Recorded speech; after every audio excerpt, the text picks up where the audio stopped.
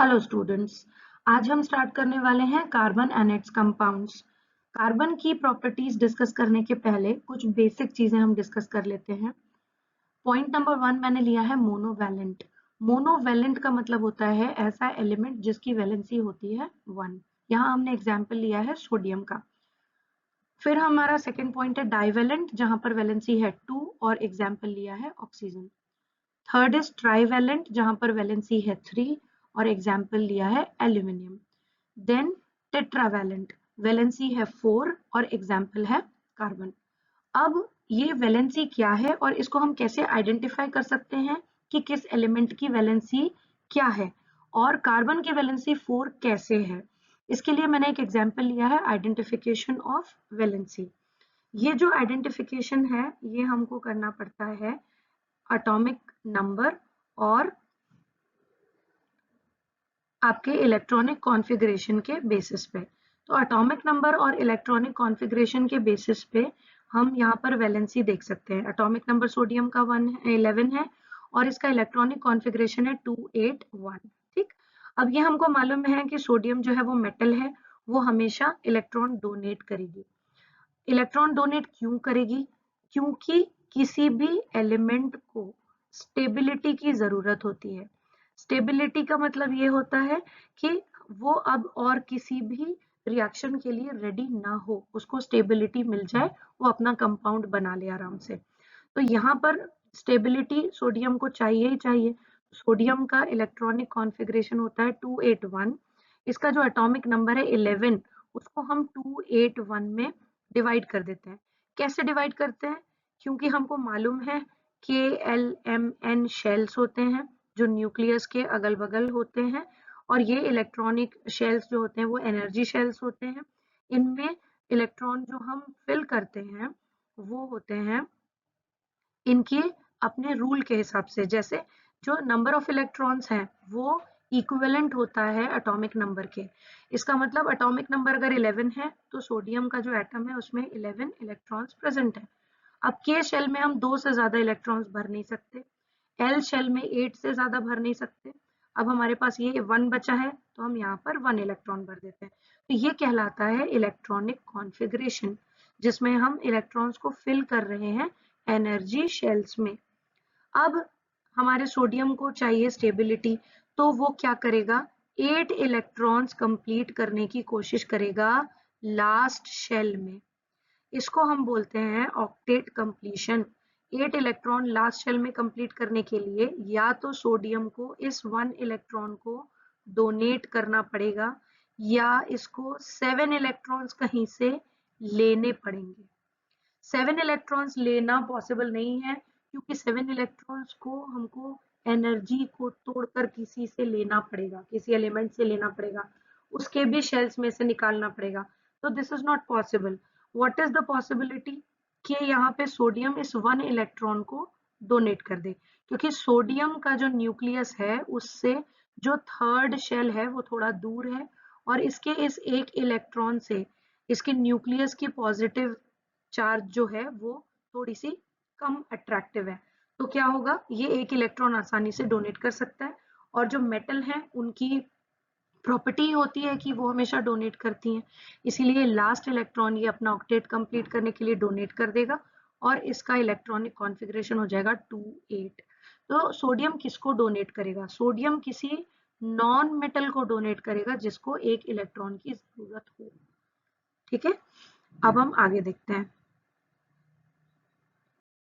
अब हम आते हैं कार्बन की वैलेंसी क्या है। तो यहाँ पर हम देख रहे हैं carbon is a tetravalent, that means carbon की वैलेंसी क्या है? 4 है कार्बन की वैलेंसी। अब इसकी वैलेंसी 4 कैसे हुई ये देखते हैं। Atomic number of carbon is 6। Electronic configuration क्या है कार्बन का? के शेल में 2 इलेक्ट्रॉन्स हैं, एल शेल में 4 इलेक्ट्रॉन्स हैं, तो इलेक्ट्रॉनिक कॉन्फ़िगरेशन हो गया 2-4। अब अगर कार्बन को स्टेबिलिटी चाहिए, for the stability of carbon atom, either carbon atom will gain 4 electrons, क्योंकि यहाँ पर एल शेल में हमको कितने इलेक्ट्रॉन्स चाहिए रहते हैं? 8 इलेक्ट्रॉन्स। तो ये 2-4 का जो इसका कॉन्फ़िगरेशन है, या तो यहाँ पर 8 करने के लिए इसको 4 इलेक्ट्रॉन लेने पड़ेंगे या ये 2 इलेक्ट्रॉन्स में ही स्टेबिलिटी अगर चाहिए तो 4 इलेक्ट्रॉन इसको देने पड़ेंगे। सो यहाँ पर मैंने इस पॉइंट में इंक्लूड किया है, for the stability of carbon atom either it will donate 4 electrons और इट विल गेन और take 4 electrons. Both the cases are not possible.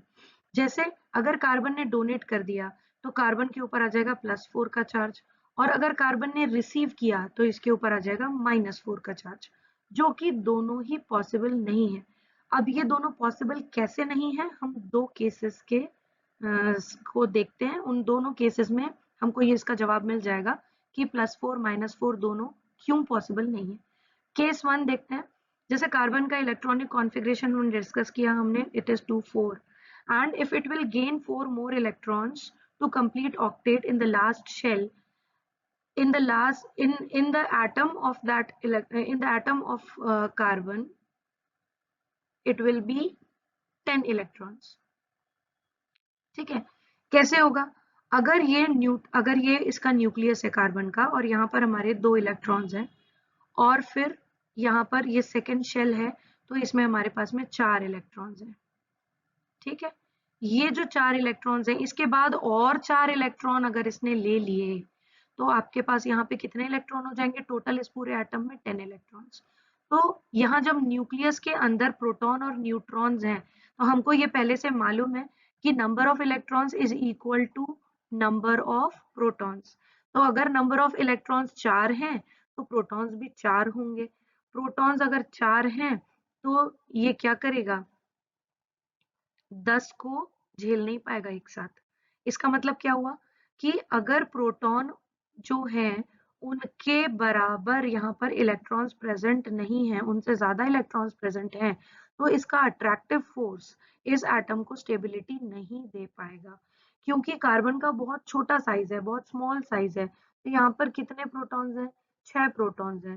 They can not hold 10 electrons, तो इतना फोर्स वो अट्रैक्टिव फोर्स लगा नहीं पाएंगे, और जो इलेक्ट्रॉन्स हैं उनको वो सहन नहीं कर पाएंगे। इसीलिए ये वाला जो क्राइटेरिया है इलेक्ट्रॉन लेने वाला, ये क्राइटेरिया फुलफिल नहीं हो पाएगा। अब हम चलते हैं नेक्स्ट केस की तरफ। तो यहाँ पर हम ये देखते हैं कि अगर ये क्राइटेरिया लेने वाला फुलफिल नहीं हो पाएगा तो देने वाला भी फुलफिल नहीं हो पाएगा। तो यहाँ पर लेने वाला क्राइटेरिया फुलफिल नहीं हुआ, इसका मतलब क्या हुआ कि हर एक इलेक्ट्रॉन ने एक दूसरे को रिपल किया। 10 इलेक्ट्रॉन यहाँ पर प्रेजेंट हो जाएंगे। अगर इस शेल में 2 आपको दिखाई दे रहे हैं, 4 बाहर खड़े हैं, 4 शेल में प्रेजेंट हैं, तो ये जो प्रोटॉन है अकेले 10 इलेक्ट्रॉन्स को सहन नहीं कर पाएगा।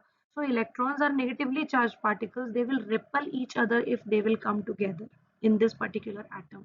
तो यहाँ पर कार्बन का जो +4 वाली चीज है वो इम्पॉसिबल है, तो -4 वाली भी इम्पॉसिबल है। आगे चलते हैं, जो केस 2 है हमारा, केस 2। सेम यहाँ पर सेम कंसेप्ट है जिसको हमको लेकर चलना है, that is electronic configuration. Due to attractive force between 6 protons and 4 electrons, it is impossible to take 4 electrons out of the outermost shell। Same चीज है, अगर हमको इलेक्ट्रॉन देने पड़ते हैं तो भी दिक्कत है। ये 4 इलेक्ट्रॉन निकालने के लिए प्रोटॉन के साथ में इलेक्ट्रॉन का जो फोर्स है उसको हमको तोड़ना पड़ेगा, और यहाँ पर एनर्जी बहुत ज्यादा है। प्रोटॉन और इलेक्ट्रॉन्स की जो अट्रैक्टिव फोर्स है वो बहुत ज्यादा है, इसीलिए हम ये 4 इलेक्ट्रॉन नहीं निकाल पाएंगे आउटर मोस्ट शेल से। तो ये रीजन है, इसीलिए कार्बन की जो वैलेंसी है वो +4 भी नहीं हो सकती, और कार्बन की वैलेंसी -4 भी नहीं हो सकती। तो अब क्या करेगा कार्बन? कार्बन को अपना ऑक्टेट तो कंप्लीट करना ही है, स्टेबल तो होना ही है, तो अब वो क्या करेगा? वो शेयर करेगा इलेक्ट्रॉन्स। वो ऐसे एलिमेंट्स के साथ में बॉन्डिंग बनाएगा जिनके साथ वो इलेक्ट्रॉन्स शेयर कर सके। तो हम नेक्स्ट स्लाइड में देखते हैं कि ये कैसे शेयर करता है। यहाँ पर मैंने लिया है कार्बन और क्लोरीन। कार्बन का इलेक्ट्रॉनिक कॉन्फ़िगरेशन 2 4 लिया है, और क्लोरीन का जो इलेक्ट्रॉनिक कॉन्फ़िगरेशन होता है 2 8 7 होता है। इसको एक इलेक्ट्रॉन की रिक्वायरमेंट है अपना ऑक्टेट कंप्लीट करने के लिए। अगर ये ऑक्टेट कंप्लीट करने के लिए एक इलेक्ट्रॉन ले लेता है तो इसका इस तरह का इलेक्ट्रॉनिक कॉन्फ़िगरेशन हो जाता है 2 8 8। तो ये स्टेबल हो जाएगा, और इसके 4 इलेक्ट्रॉन्स जो है वो कार्बन शेयर करेगा। फॉर एग्जाम्पल देखिए, यहाँ पे ये क्लोरीन का एक एटम है, ये क्लोरीन का दूसरा एटम है, ये क्लोरीन का तीसरा एटम है, ये क्लोरीन का चौथा एटम है। इन चारों एटम्स को एक एक इलेक्ट्रॉन की रिक्वायरमेंट है अपना ऑक्टेट कंप्लीट करने के लिए। अभी ये लोग क्या है 287। अब कार्बन के पास कितने इलेक्ट्रॉन्स हैं 4। ये क्या करेगा, इनके जो एक इलेक्ट्रॉन है इसको शेयर कर लेगा और अपने 4 इलेक्ट्रॉन्स इनके साथ शेयर कर देगा। तो हर एक क्लोरीन को एक एक इलेक्ट्रॉन मिल जाएगा। इन्होंने अपना ऑक्टेट कंप्लीट कर लिया और कार्बन को इन 4 क्लोरीन एटम से 4 इलेक्ट्रॉन्स मिल जाएंगे शेयर होके। तो ये भी अपना ऑक्टेट कंप्लीट कर लेगा और ये जो कंपाउंड बनाएगा CCl4 कहलाएगा। ये जो बॉन्डिंग करेगा इसको हम बोलेंगे कोवेलेंट बॉन्ड।